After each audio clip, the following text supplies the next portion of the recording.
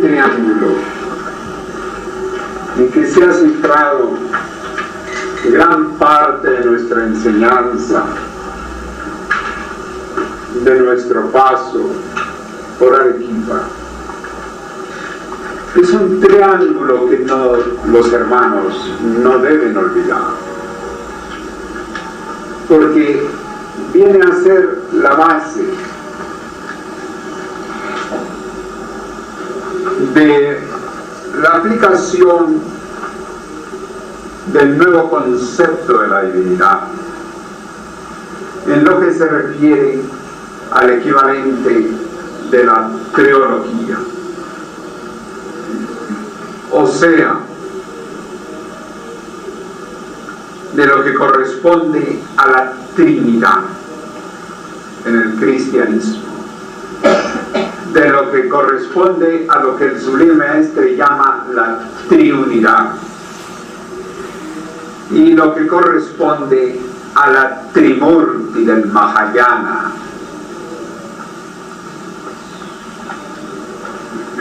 La Trimurti del Mahayana, que ha estado expresada desde el tiempo de Krishna, desde antes, desde el tiempo de Ram, pero que fue una de las expresiones típicas del desenvolvimiento del mensaje del señor Buda, como desde la época de Krishna también. Es este triángulo que, si nosotros lo penetramos, nos vamos a dar cuenta de que está, digámoslo así, una gran clave fundamental.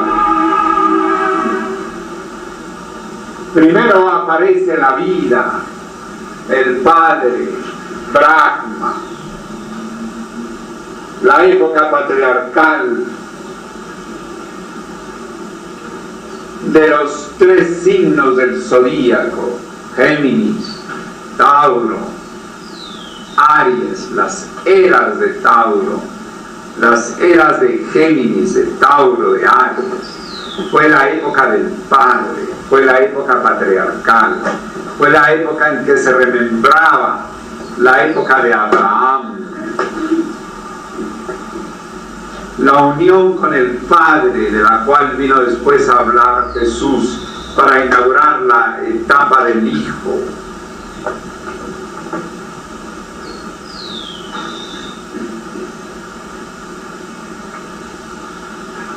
De acuerdo a las eras precesionales,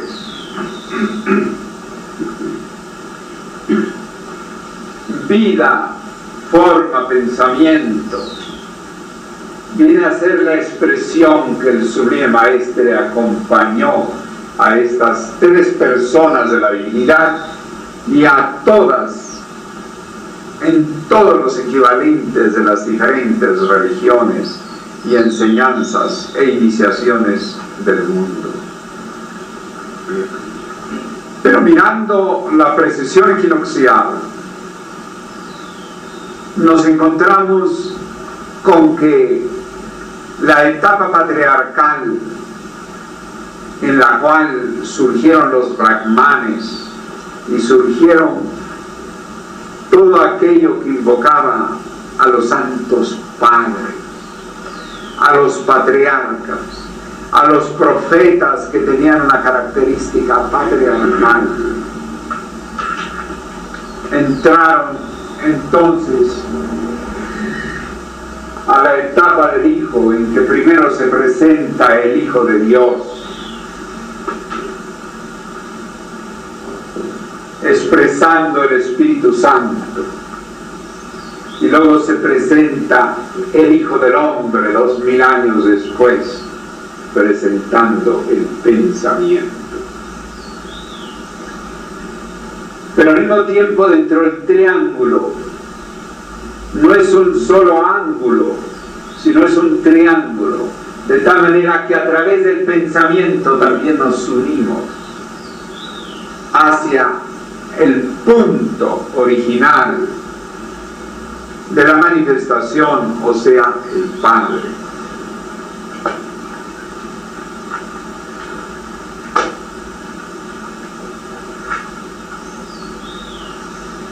Podríamos decir que es una de las bases por las cuales el Sublime Maestre decía: no miren mi dedo, sino el camino que señalo. Luego el camino, o sea, lo que él señalaba, en este caso, en relación con el pensamiento, implicaba que también del pensamiento había una vía directa hacia la unión con el Padre, o sea, con la primera persona de la divinidad. La forma es indispensable para el reconocimiento y es un advenimiento, pero también la unión con el Padre está también en la tercera persona de la divinidad.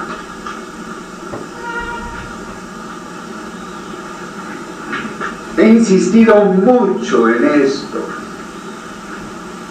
porque es una base para comprender el mensaje de la nueva era, el mensajero de la nueva edad.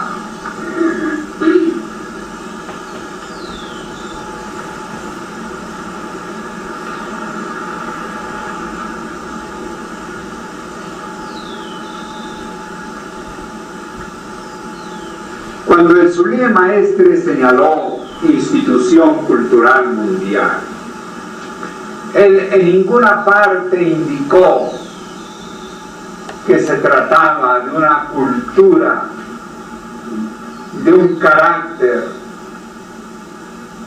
que se alejara de las bases de la cultura universal.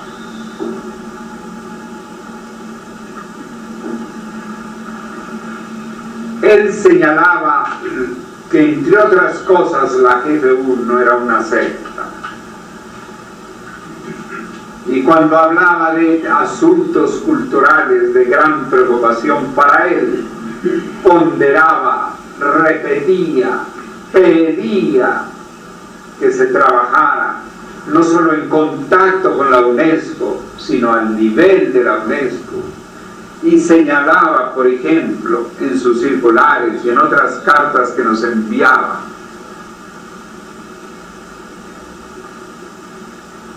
que la GFU podía desarrollarse en forma más mundial que la UNESCO, porque la UNESCO estaba dirigida nada más hacia cada país por aparte, mientras que señalaba que en la Gran Fraternidad Universal había una unión entre los países. Cuando él incidía tanto en la UNESCO, cuando él decía que los programas de investigación científica de la UNESCO y su cooperación correspondían exactamente a las actividades de la Gran Fraternidad Universal desde 1948, él tomaba una identificación, y por lo tanto quien asegure que el Sublime Maestre señalaba que era una cultura, que era una institución cultural que no se preocupaba o abarcaba temas de la cultura universal o del arte, es sencillamente desconocer lo que el Sublime Maestre tanto incidió, y que él se dedicó cuando llegó a Europa de regreso en su retiro, se dedicó expresamente, fundamentalmente, a las relaciones con la UNESCO, a su registro. ¿Por qué? Porque hay que tener cierto criterio histórico de las cosas. Él llega a Europa el 3 de diciembre de 1953 y el registro de la UNESCO se recibe el 23 de septiembre de 1954. ¿Cuántos meses? A los 10 meses de su llegada. Para esos registros de la UNESCO, que son tan complicados, que hay que llenar tantos requisitos, y a lo cual se dedicó bastante, como lo señaló el presidente honorario de la Federación Internacional de Sociedades Científicas, o sea, el conde Luis Gautier Viñal.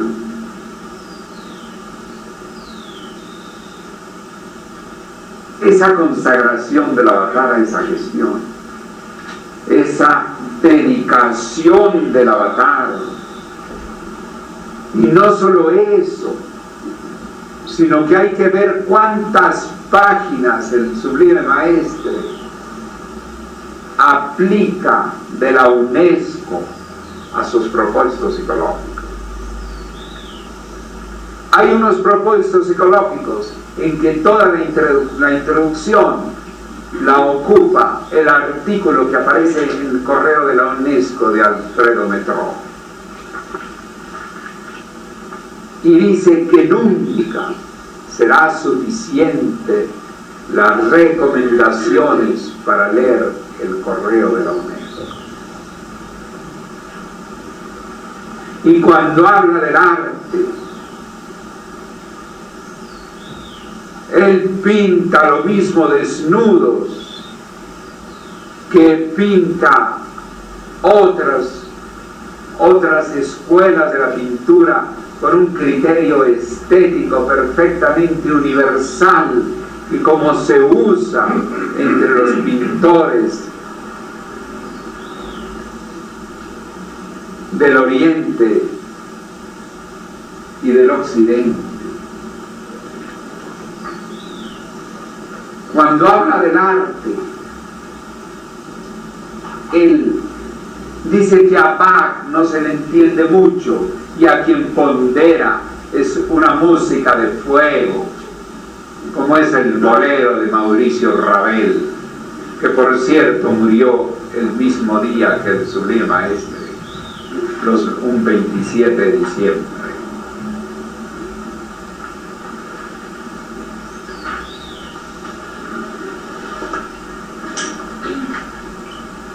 No es posible tapar el sol con un dedo.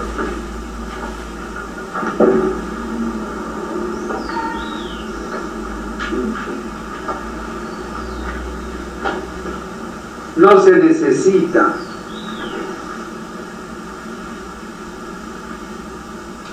que abramos toda la literatura del Sublime Maestre.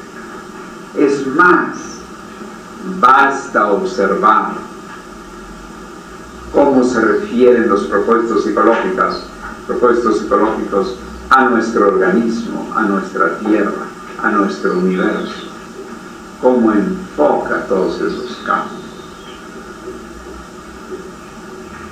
dando una visión cultural perfectamente operativa de los valores de la alta cultura, no solo de Europa, sino de muchas otras partes.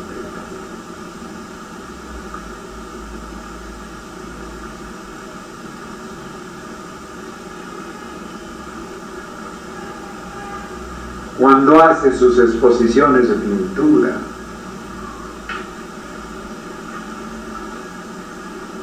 y cuando en la literatura, por ejemplo, el estudio que hace de Goethe y lo llama el hombre universal, y como en la vida de Goethe no es exactamente un santo Goethe,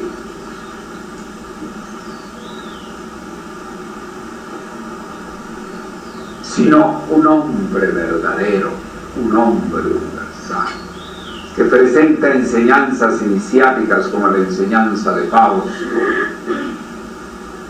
pero que al mismo tiempo su vida misma lo hace ser la figura más importante de la historia de Alemania, de los más altos niveles culturales que existen y que se representan en la cultura moderna, es indudablemente Goethe. Los niñitos que estudian en Max Uhle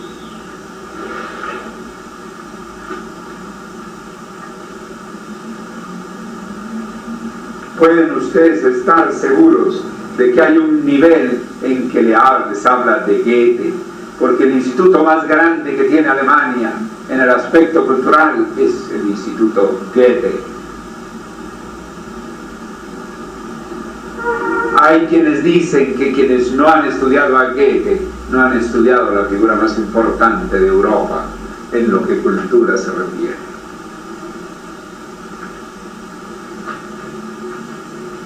Entonces, cuando un grupo de personas trata de indicar que al decir el Sublime Maestre que institución cultural mundial era una institución como diciendo de otro tipo de cultura, como dando a entender que no es la cultura, sino exclusivamente en el sentido esotérico, o en el sentido ascético, o en el sentido místico.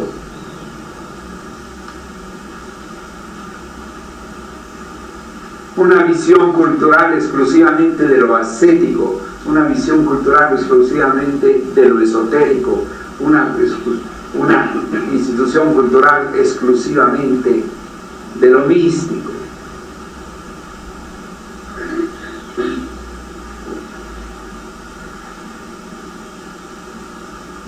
Basta leer los propósitos psicológicos, ni siquiera en el de místicos y humanistas. En místicos y humanistas el Sublime Maestre presenta a Rilke como uno de los poetas principales, pero hay que ver Rilke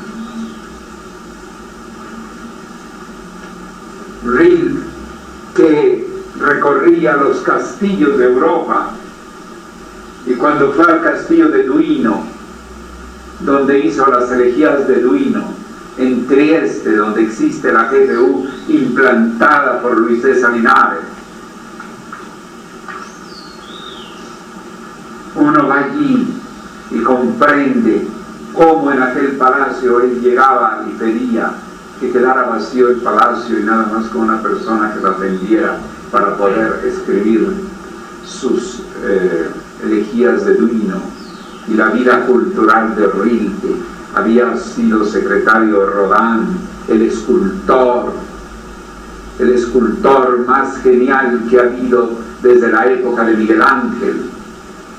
Claro que hubo también uno muy importante que es Bernini, pero desde Miguel Ángel hasta Rodin, con Bernini forman la escultura fundamental del arte de su época. Y el secretario de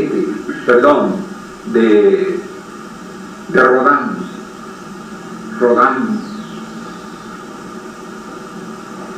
hacía caminar a sus modelos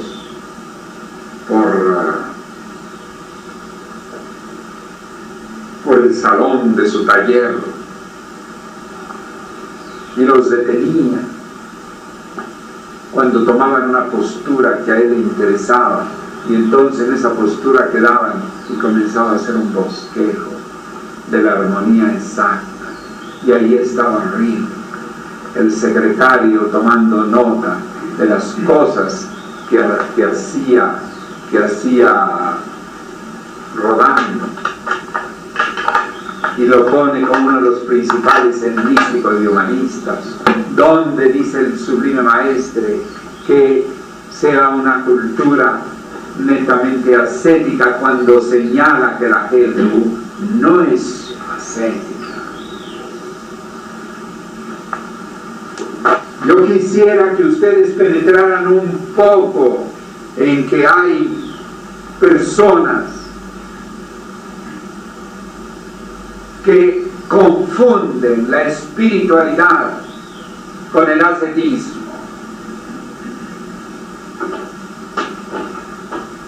Y creen que la espiritualidad solamente puede ser ascética.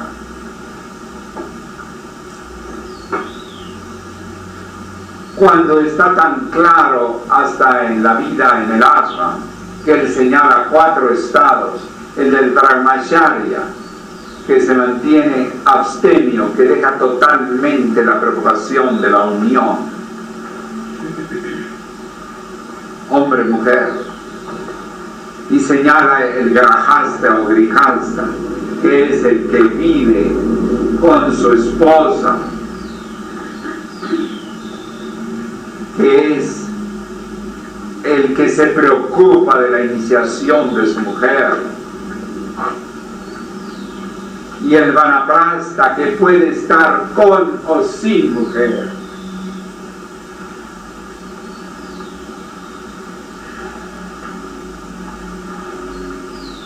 Es indispensable penetrar el espíritu de la literatura del Sublime Maestro.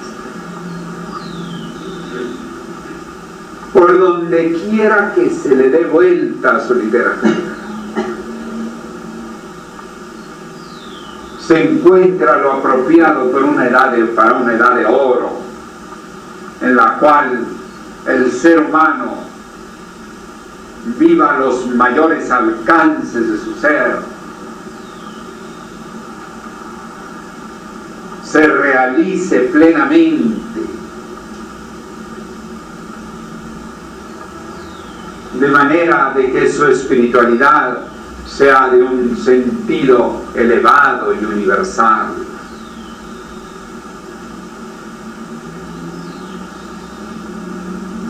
Hay que comprender, por lo tanto, que la era Aquarius, en lo que corresponde a la enseñanza del pensamiento, donde está el mensaje del Sublime Maestre, es algo muy distinto al concepto del dolor y del ascetismo de la era de Pisces.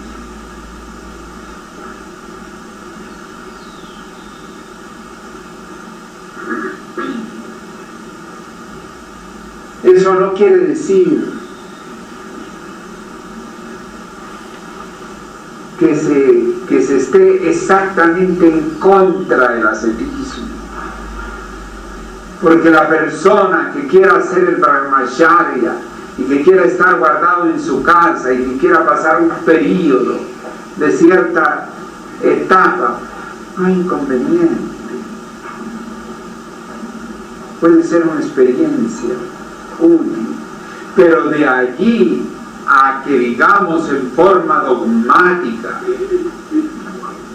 y en forma fanática que la GFU es una institución cuya cultura está sujeta al ascetismo, no van a poder abrir entonces el libro del arte en la nueva era.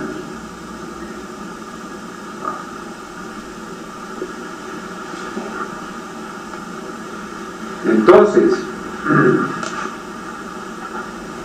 y por cierto, que quisiera decir que en ayuda del Liceo de Síntesis, quien tiene un proyecto de pequeñas publicaciones, les hemos ofrecido a los hermanos del Liceo de Síntesis enviarles algunos libros, gestionar que les llegue algunos libros del arte en la nueva era, porque es muy importante esa obra, muy importante que todos conozcan el arte en la nueva era, porque hay que saber que el Sublime Maestre también era un incomparable pintor,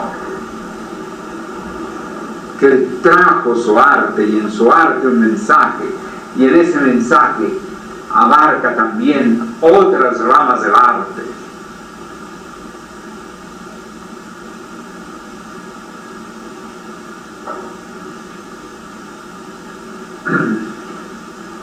Entonces, cuando llegaba el Swami Tilak, ¿alguna vez vino el Swami Tilak? Sí, vino acá.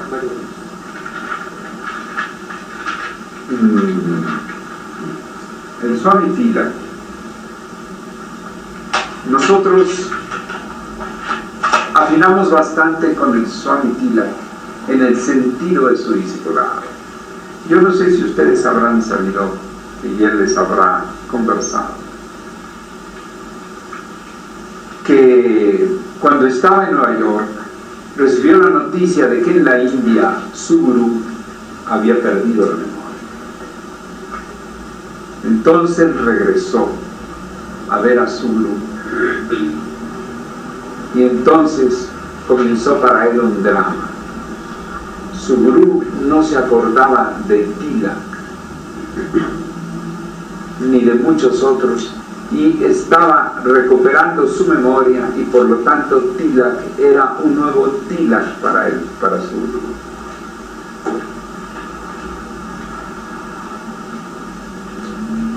El drama de no ser conocido por su propio maestro,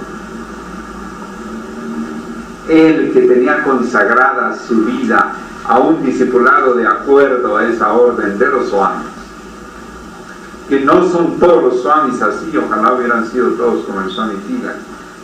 Muchos swamis han dado muchos problemas muy serios. Algunos llegan por parte de la embajada de la India para enviar plata allá, en fin, cosas. Pero el Swami Tilak era un swami auténtico. Y cuando nos conocimos y que él estuvo buscando llegar allá al templo de Caracas y mostró interés en conocer a este discípulo del Cristo, y platicó cómo su maestro, que fue recuperando la memoria, pero no hasta el punto de recordar a Tilak como su discípulo, sino como un nuevo discípulo. O sea, el Tilak era otro Tilak para él a partir de que le perdió la memoria. Y él, sin embargo, consideraba que su maestro era su maestro, y entonces le indicó que tenía que peregrinar. Y entonces iba peregrinando, como ustedes lo vieron. Antes de hacer su viaje a España, donde murió en un accidente automovilístico manejando un automóvil que le prestaron, nos regaló su libro de cabecera. Este libro de cabecera fue regalado a este servidor. ¿En qué nos identificamos? En que era seguir el discipulado que le había marcado su gurú. Y él se dio cuenta de muchas cosas porque estuvo allá en la casa sede un poco más de un mes. Y había ciertos hermanos que al llegar Tilak lo acompañaron, se fueron hacia él a decirle que no se quedara allí, porque allí el gurú que había estaba muy lejos de llevar las normas que llevaba Tilak, porque Tilak andaba descalzo, y en cambio el gurú que había allí estaba en contacto hasta con los presidentes de la República, o sea, este servidor. Y entonces Tilak contestó,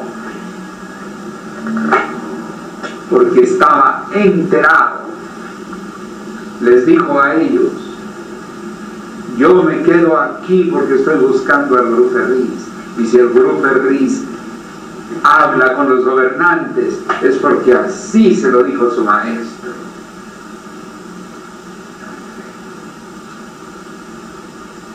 admirado y que tenía ya ese conocimiento. Y entonces dio su enseñanza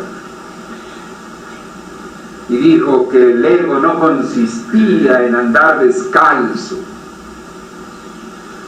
El superar el ego no consistía en andar descalzo como él andaba, y que si él andaba así era porque así se lo había pedido su maestro cuando ya había perdido la memoria. ¡Qué discípulo! Y defendía al discípulo del sublime maestre que busca cumplir con ese mensaje maravilloso del sublime maestro.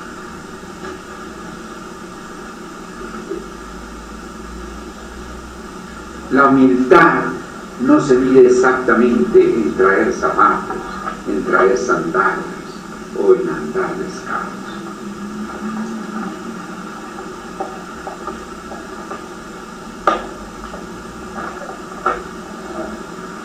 Más bien radica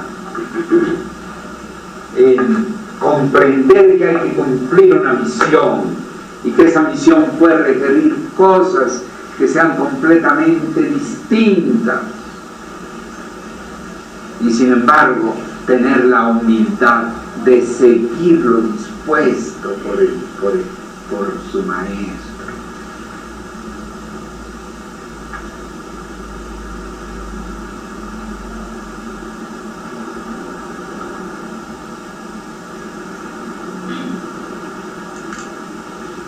Por motivo de esa canción en que comparan el símbolo de Pablo, recuerdo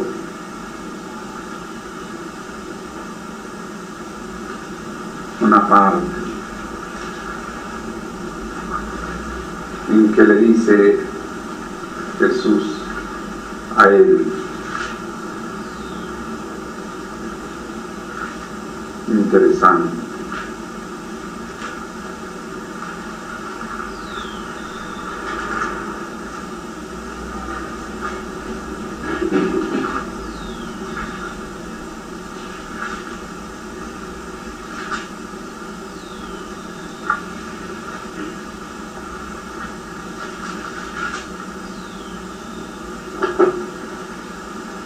Que le dice a él: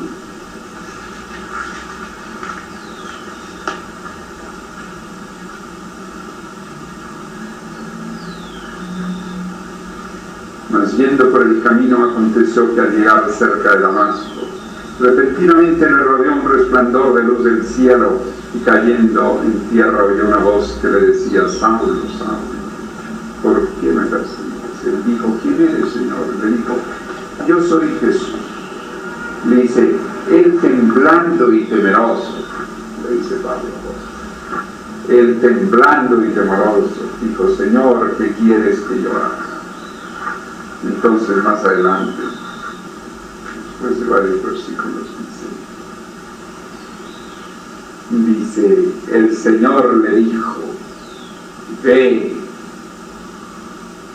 porque instrumento escogido me es este, para llevar mi nombre en presencia de los gentiles y de reyes y de los hijos de Israel.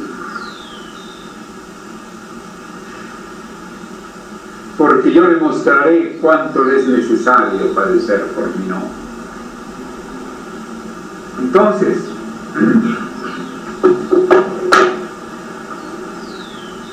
sí, entonces Tila pareciera como que él presintió que iba a morir, y antes de salir de Venezuela para España me llega de sorpresa el libro de cabecera que él me había mostrado y con el cual estaba como su libro de cabecera, escrito por él mismo acerca de su maestro. Para mí fue una gran sorpresa recibir ese envío de él. Me envió un boletito, entonces él estaba en el interior después de haber pasado un mes en la casa sede y haberse dado cuenta de que ya en su llegada le decían no, que buscara otro sitio porque allá había un gurú muy distinto de él.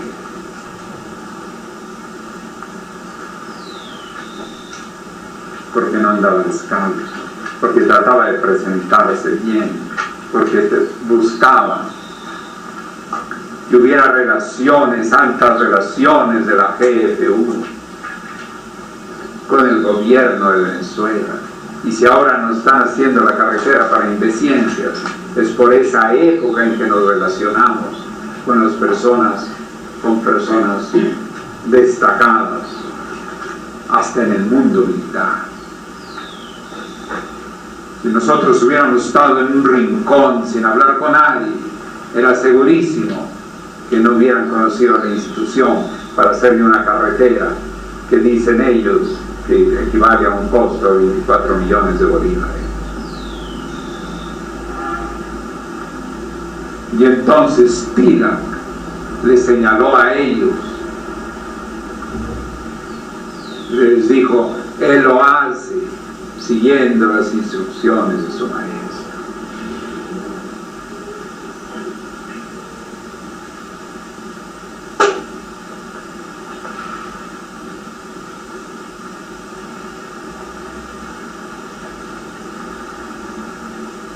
Tilak llegaba y hablaba diariamente conmigo aproximadamente 1 hora y media. Ya estaba acostumbrado, después de que almorzábamos juntos, como a las 3 minutos, él se aparecía ahí en la oficina y comenzaba a conversar.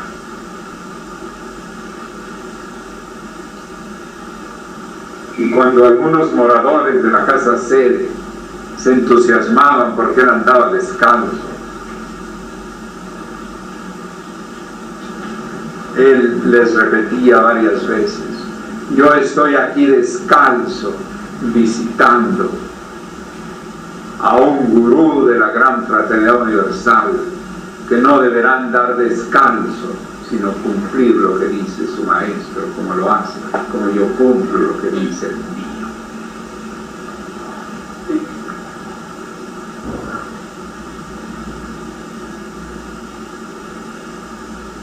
Un pasaje muy bello ese. Y él era psicólogo, seguramente ustedes lo supieron. Él era psicólogo, graduado en la India. Y hablamos de psicología. Y toda su psicología de él no le impidió seguir a su maestro cuando había perdido la memoria.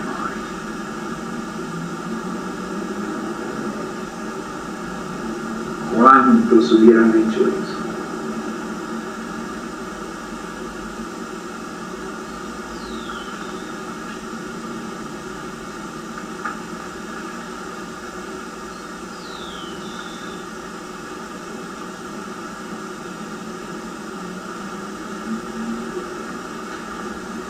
Generalmente la enseñanza de Tilak era en relación con el ego.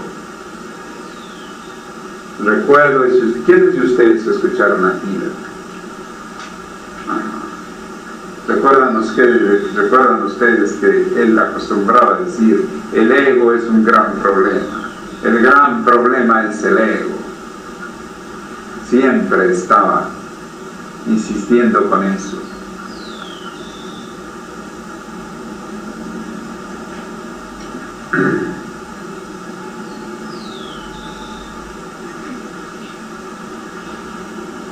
Entonces, aquí está la enseñanza del mensajero de la nueva edad, porque aquí está la forma del mensajero y aquí está de la nueva edad.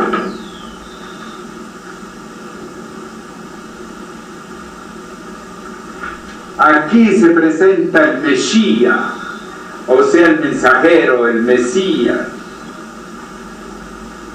y acaba su mensaje de la novedad.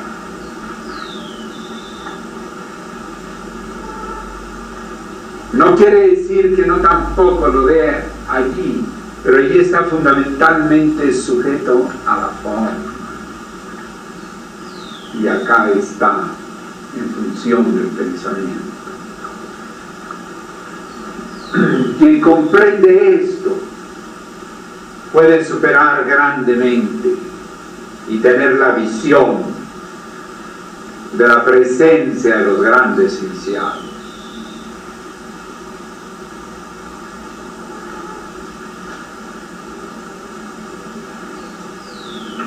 Por eso hemos insistido. Como hemos insistido en el discipulado modelo de la ñana para la Bhakti al Maestre. ¿Por qué? Porque si el Sublime Maestre nos escribió, y todo por escrito, que teníamos que guiar y orientar en ese discipulado modelo, díganme ustedes si yo estaría contento y tranquilo de haber dedicado mi vida al Sublime Maestre y no cumplir con cosas elementales que me dan. Estaría yo loco.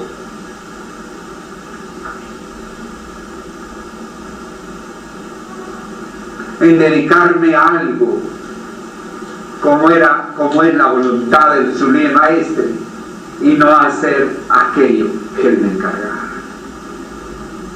¿Por dónde? Sería como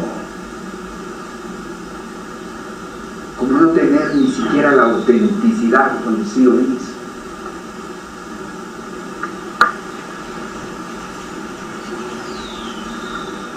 Porque el discipulado no es una cosa en que le estén a uno poniendo ningún tipo de cadena. Cada quien es libre. En ese momento yo podría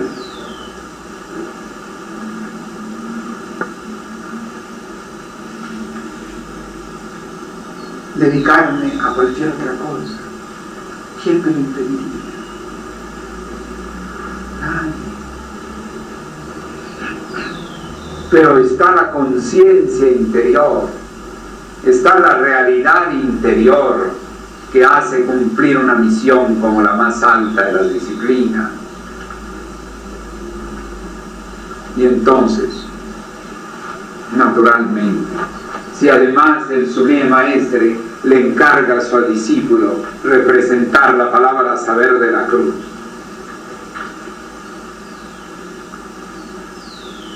que fue para este servidor una gran sorpresa. Y le contesté al Sublime Maestre que cumpliría con lo que él me encomendaba.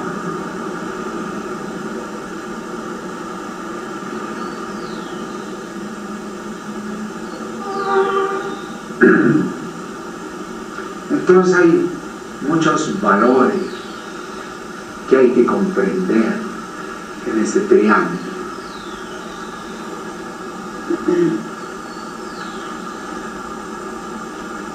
La ñana, simplemente para practicar la buena voluntad, uno tiene que vencer mucho su propio inconsciente. Porque tener buena voluntad, ni eso no es nada más darse un duchazo.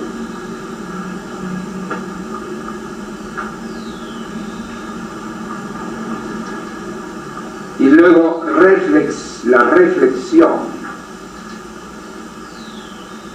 y alcanzar a tener su utilidad de espíritu en situaciones en que si uno obrara sin su utilidad de espíritu, probablemente cogería un libro y le daría un tacatazo a alguien.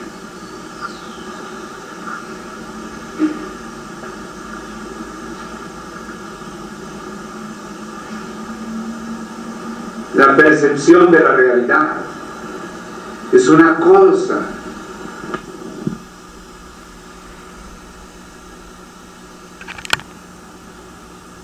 En uno mismo, comenzando por uno mismo.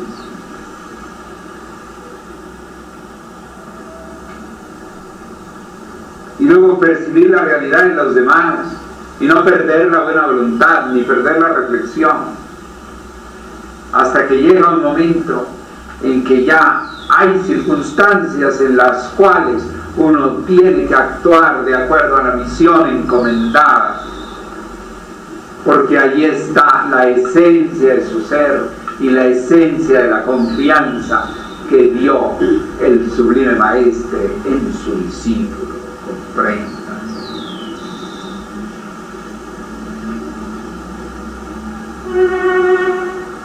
Por eso la más alta disciplina es cumplir una misión, porque hay un momento dado en que se tiene que cumplir la misión.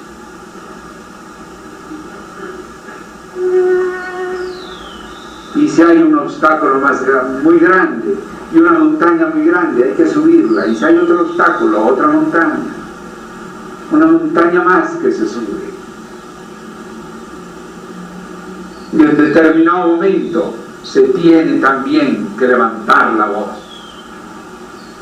Y se tiene también que actuar de una determinada manera, porque ¿qué? ¿Con eso se pierde la buena voluntad? No, porque se está en la buena voluntad de cumplir una misión que requiere una determinada actitud y una determinada consagración.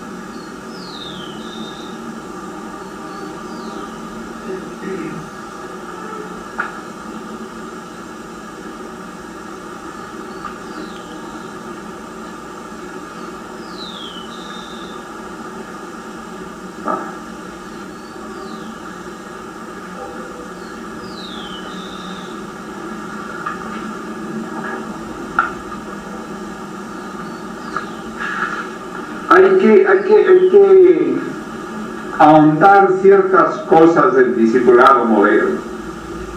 Si el sublime Maestre en un discipulado modelo indica que se tiene que asesorar hasta los gobernantes,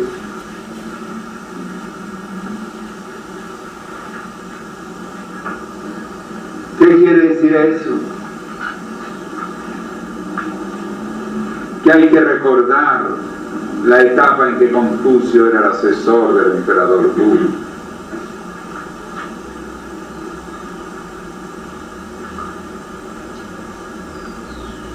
Y no es por uno, es por un trabajo para la institución.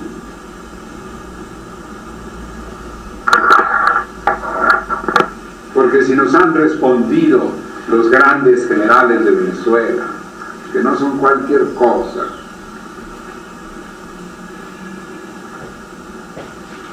de por sí Venezuela siempre ha tenido cierta característica militar. Y sus héroes han sido muchos de ellos militares. Entonces, al tratar con esos altos generales, y que gracias a eso hacen una carretera para la institución, uno piensa qué razón tenía el sublime Maestro.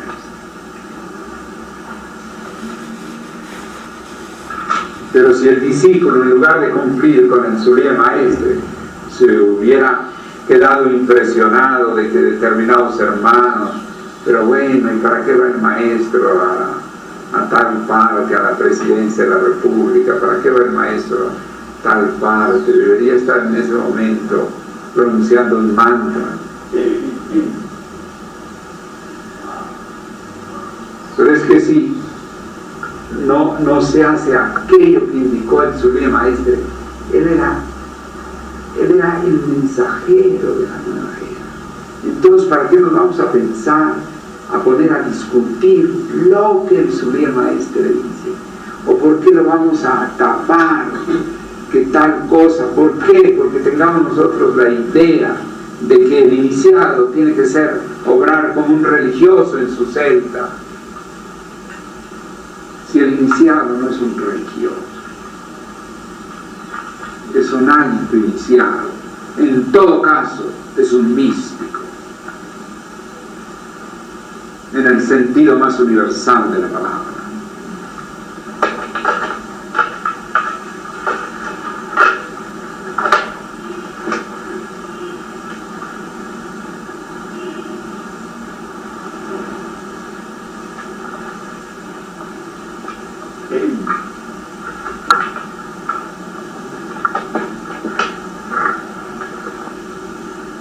Claro que hay un momento en que las cosas sagradas uno siente una divina impaciencia.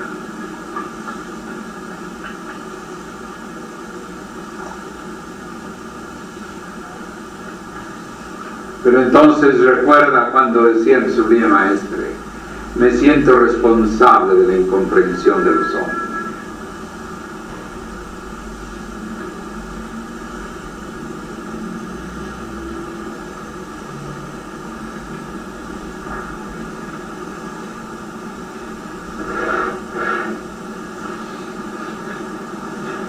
Por eso hay que saber leer su obra, hay que saber estudiarla y comprenderla no en el sentido aislado de la persona que está leyendo, no, hay que comprenderla como mensaje, ya no para un lugar reducido como Judea, como fue el tiempo de Jesús, que ahí cumplió su misión pública. El Sublime Maestre cumplió su misión pública y la transición posterior a su misión pública en los 5 continentes. Ahí comienza un principio de universalidad.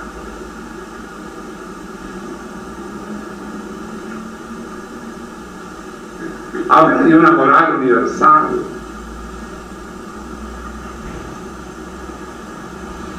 Que pueda ayudar a todos los seres humanos.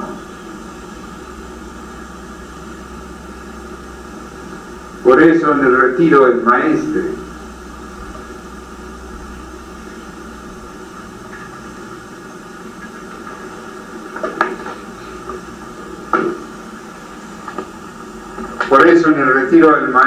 pusimos la anécdota de Panamá, que ya seguramente todos ustedes han leído. ¿Quiénes no lo han leído? Levanten la mano. Todavía son varios. Cuando ya ustedes leerán ahí todos los detalles, pero cuando en el ómnibus se acercan 2 mujeres de la vida nocturna, del barrio negro de Marañón, 2 negritas, y se interesan por saber qué enseñaba esta persona. Y cuando yo les dije, sí, yo puedo formar un centro de estudios, ¿y usted formaría un centro de estudios donde estamos nosotros? Pues yo creo que sí. Y entonces me llevaron allá donde ellas vivían su vida nocturna en una casa X, en medio del barrio Marañón. Y entonces yo les di la dirección del consejo, y entonces ellas de muy buena voluntad se presentaron, y entonces ahí se asustaron las directivas del consejo ejecutivo, que dónde andaba, como si yo anduviera buscando allí, y luego en un barrio negrito por ahí, que bueno, no. Entonces le escriben al Sublime Maestre quejándose, y el Sublime Maestre les devuelve una carta preciosa. ¿Quién tiene derecho al juicio? Son mentes impregnadas de libertad.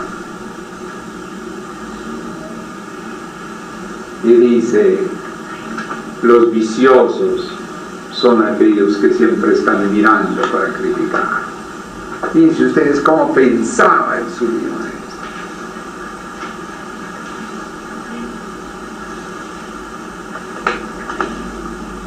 ¿Y que así titulamos un capítulo del retiro del maestro.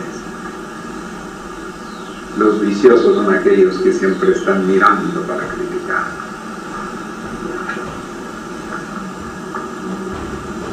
Ese fue el Cristo que me enseñó.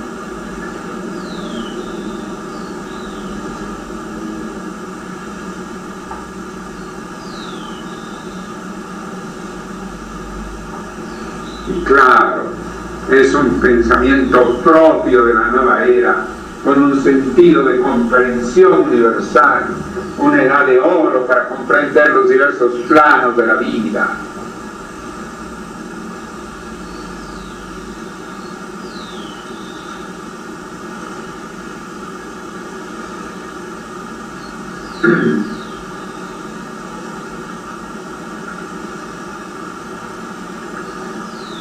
Inclusive,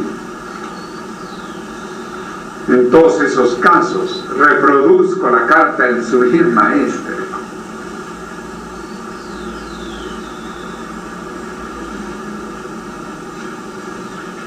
Para darle la validez auténtica de lo que él decía y de lo que él enseñaba.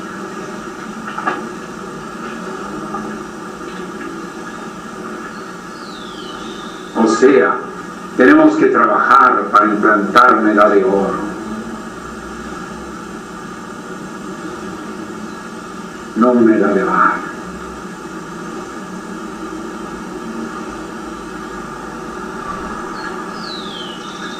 Y donde dice misticismo en el siglo XX,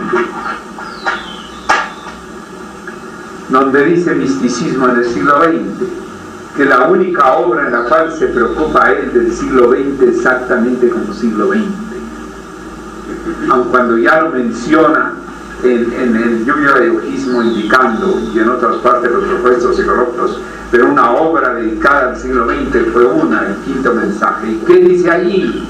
La búsqueda de la verdad no debe limitarse a ningún dogma.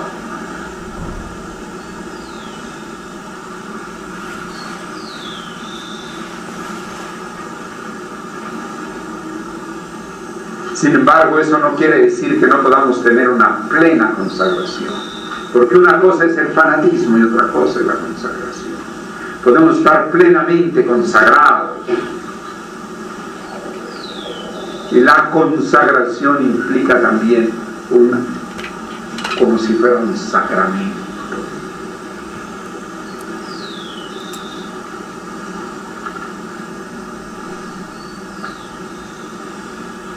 Pero podemos ser perfectamente universales. Estar perfectamente consagrados y ser perfectamente universales. ¿No les parece una cosa perfectamente lógica y viable?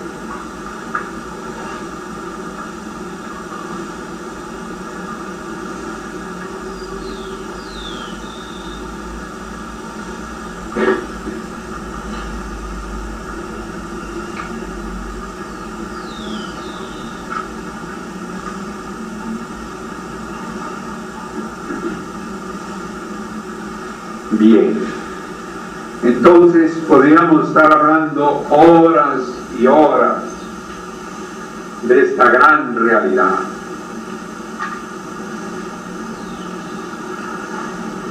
Y nosotros debemos sentirnos seguros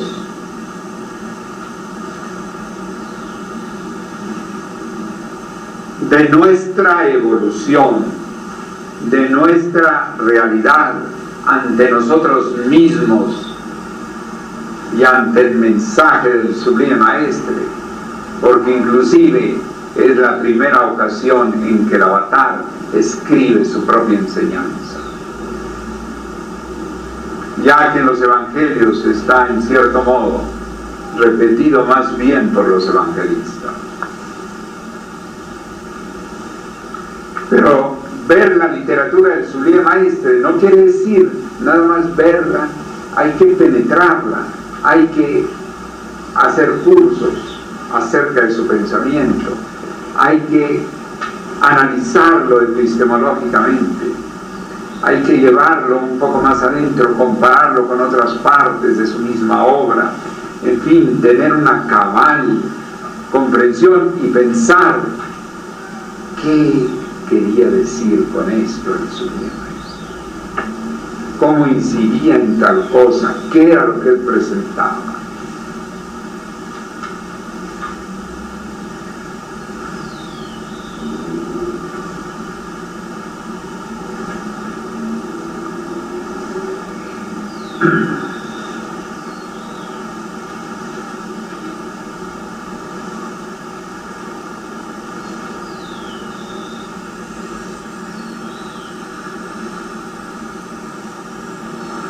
Entonces, en estos 15 días,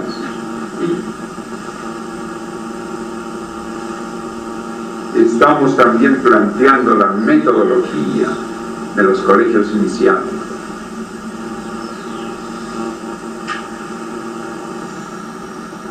Han quedado grabaciones, ustedes pueden recordar.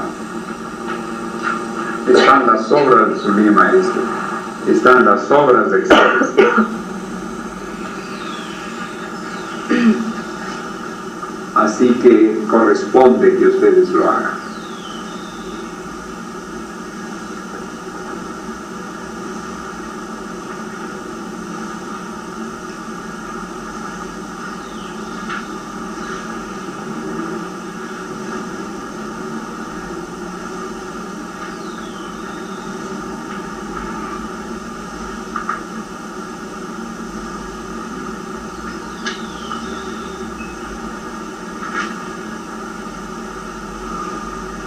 Les he hablado ahora con bastante seriedad, porque al hablar de algunos aspectos del mensaje del Sublime Maestro, tenemos que ver también con seriedad aspectos que son esenciales de su mensaje.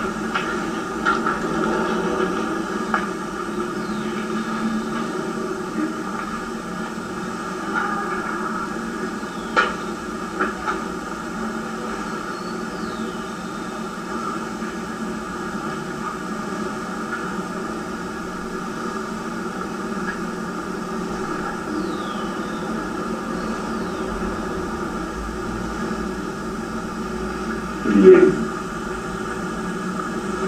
he estado muy complacido de haber quedado otro día más.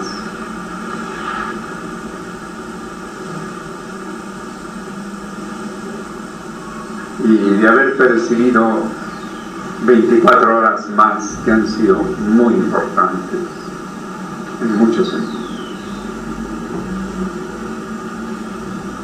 Pudimos avanzar más en la parte de las escuelas iniciáticas.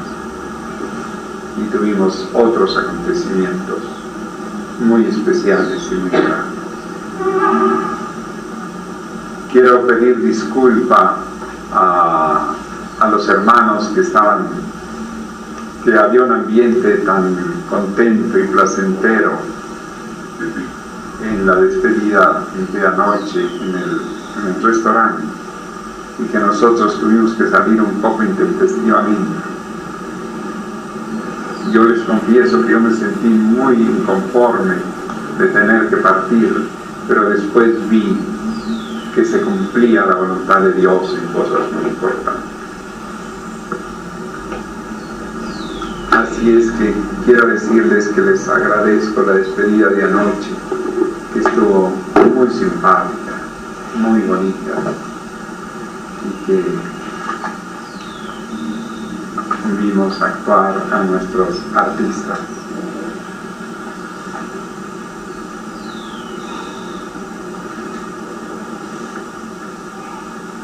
Y sobre todo agradecerles esa entrega de los claveles, que fue tan espontánea y tan bella. Y con la música de clavelito, ¿no?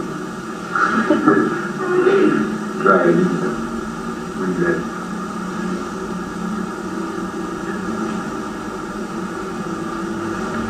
Yo me voy enamorado de Arequipa, de sus volcanes y de los hermanos y de las hermanas.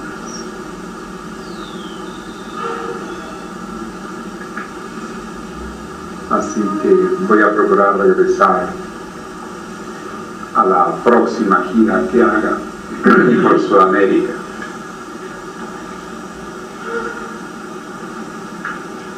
Y les vuelvo a repetir que hasta en el hecho de que el Sublime Maestre dice que podemos retirarnos al sur del Perú, pues les quiero decir que siento muy grato que el Sublime Maestro hubiera dicho eso, sinceramente. Porque nosotros que hablamos de aplicar la literatura del Sublime Maestro, ojalá que Dios me permita aplicarla también en ese aspecto. Venir a vivir al sur del Perú. Así es que vendría a ser como la coronación de estar aplicando la literatura del Sublime Maestro en muchas cosas, pues también aplicarla en eso.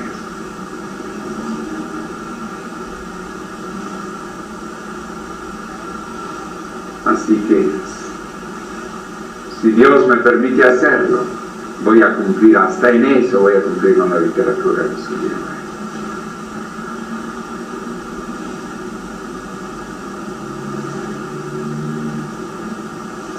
Entonces me imagino que como falta un tiempo más, entonces ya voy a ver nueva generación y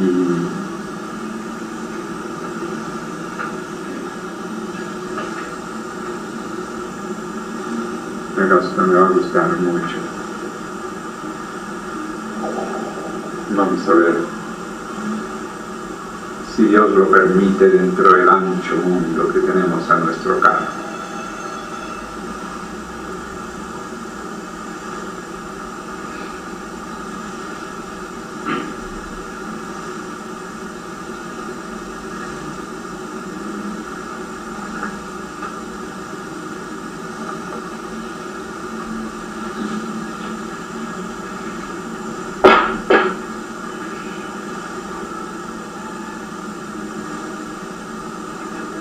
Ayer hubo un momento en que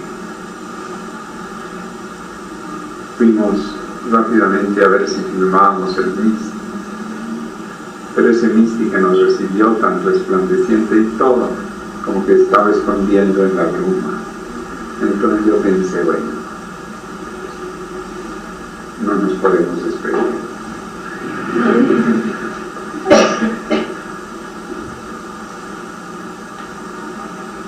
Así que entonces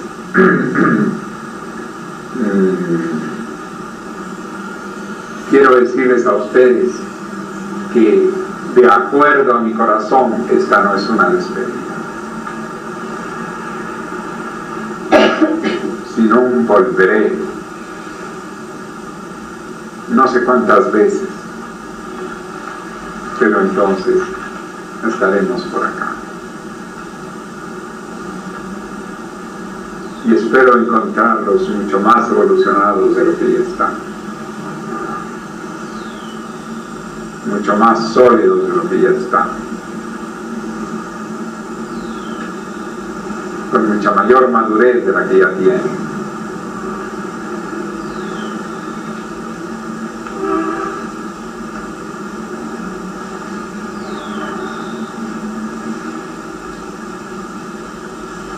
Y tengan la seguridad de que si no he atendido a algunos hermanos y algunas hermanas, no es de ninguna manera por una despreocupación, sino que realmente he tenido que estar atendiendo organismos.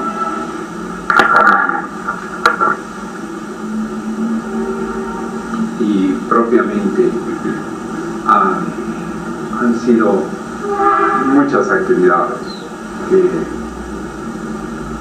que me lo han impedido, pero probablemente llegará el día en que pueda yo atender uno por uno y que me presenten sus problemas, que a veces no son tan grandes, Hay quienes me presentan unos problemones y resulta que son unos problemitas.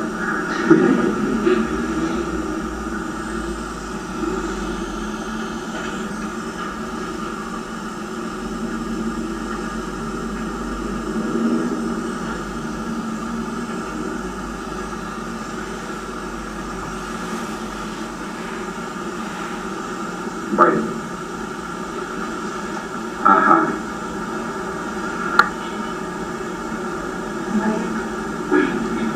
Como dice todos los hermanos, en este santuario de Arequipa, nuestro querido santuario al cual siempre asistimos, yo quiero agradecer a su bien maestro altar y quiero agradecer a la divinidad porque su cuarto discípulo estaba con nosotros y durante estos 15 días nos ha enseñado bastante.